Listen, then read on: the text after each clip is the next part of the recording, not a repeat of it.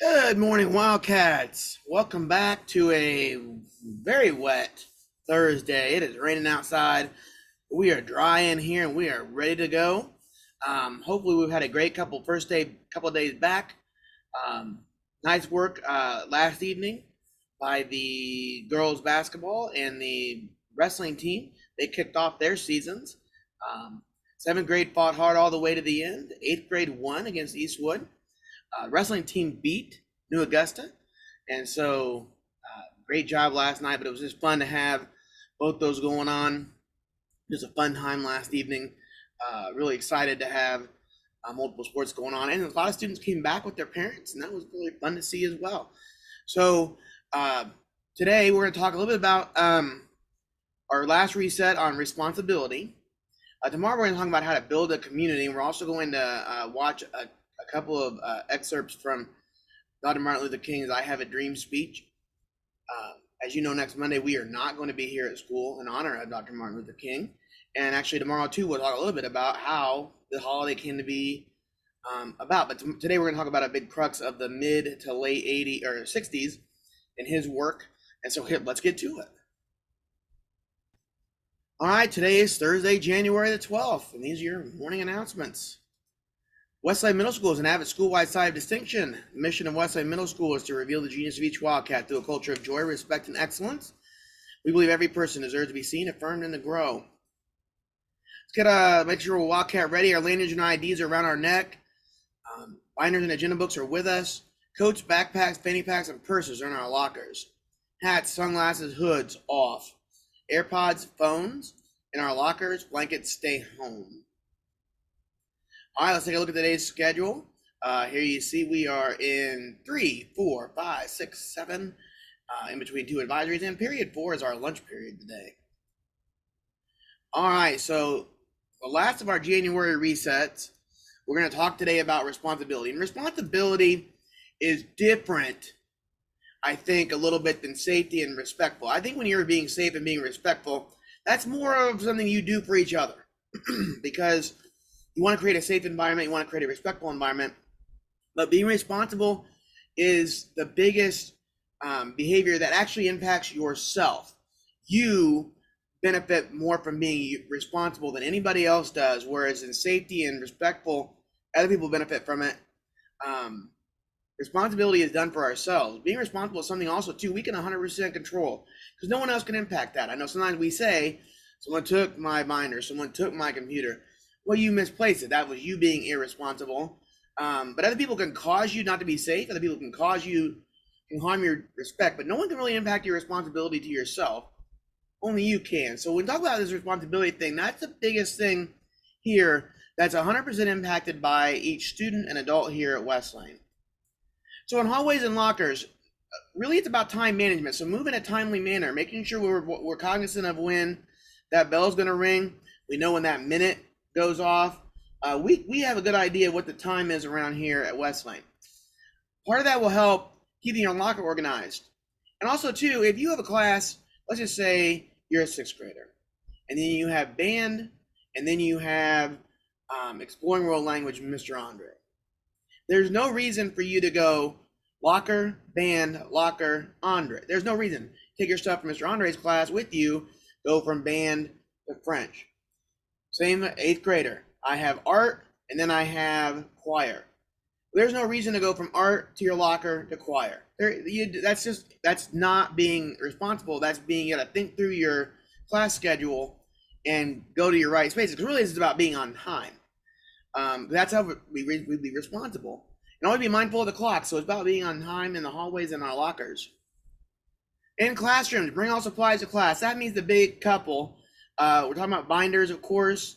We're talking about any homework. We're talking about computers when we pass them out next week. Put your name on your paper. I know when I was teaching, whenever I go into classrooms now, there's a big wall of no names.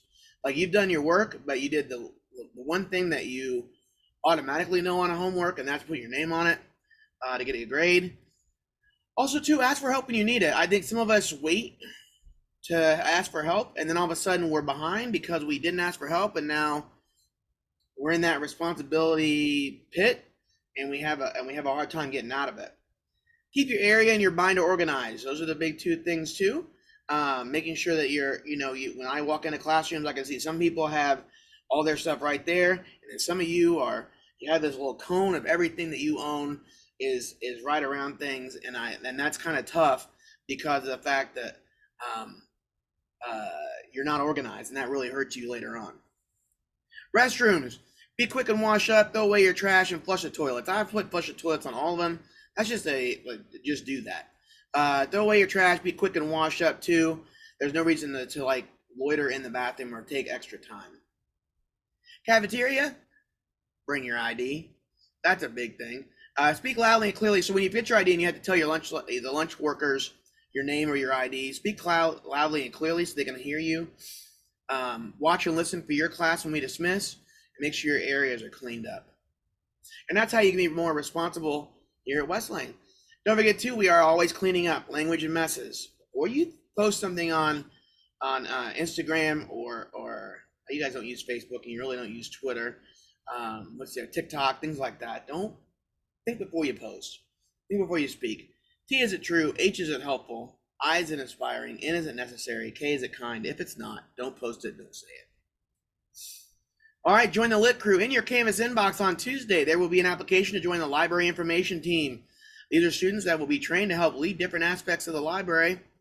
So what is it? It's a library information team. It will happen during grade level spas.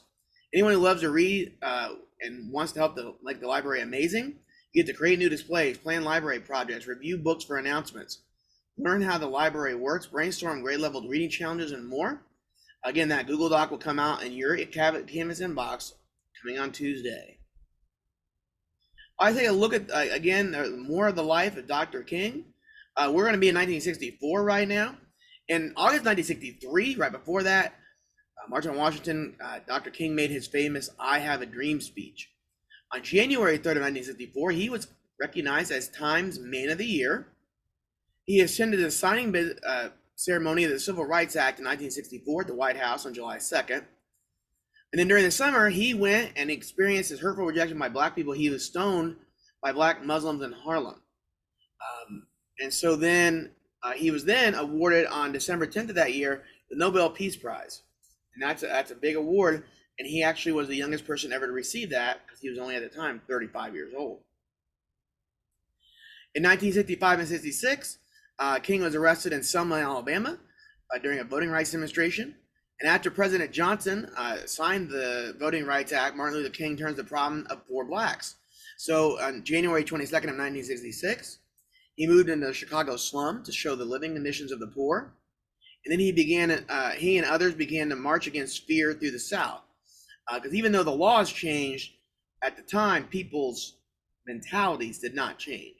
And so that was just as important to get changed. And so that's why he kept having to fight it. People didn't want, even though the laws were changed, some people still didn't want blacks to have civil rights. And so that was a big thing.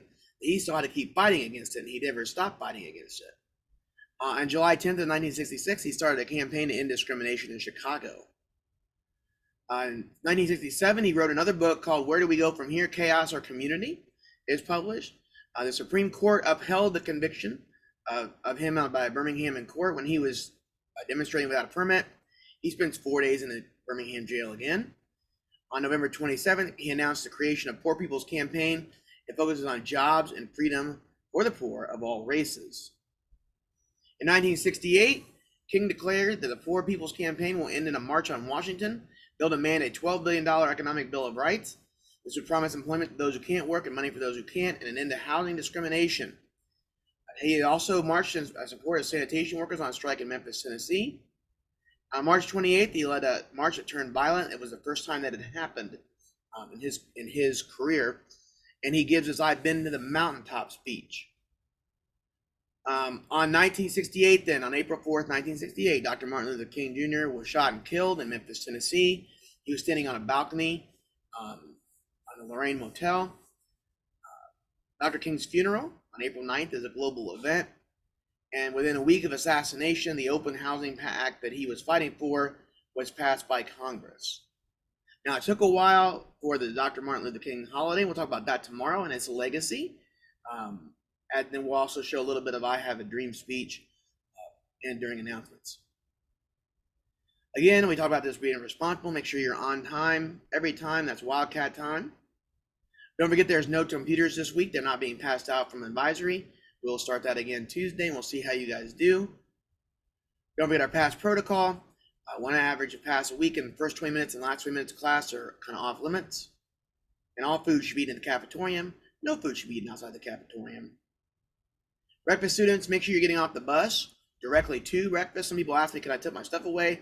No, go directly to breakfast, because that throws off the time in which you can get back to your advisory class. We like to have everybody in advisory when that 9:20 bell rings.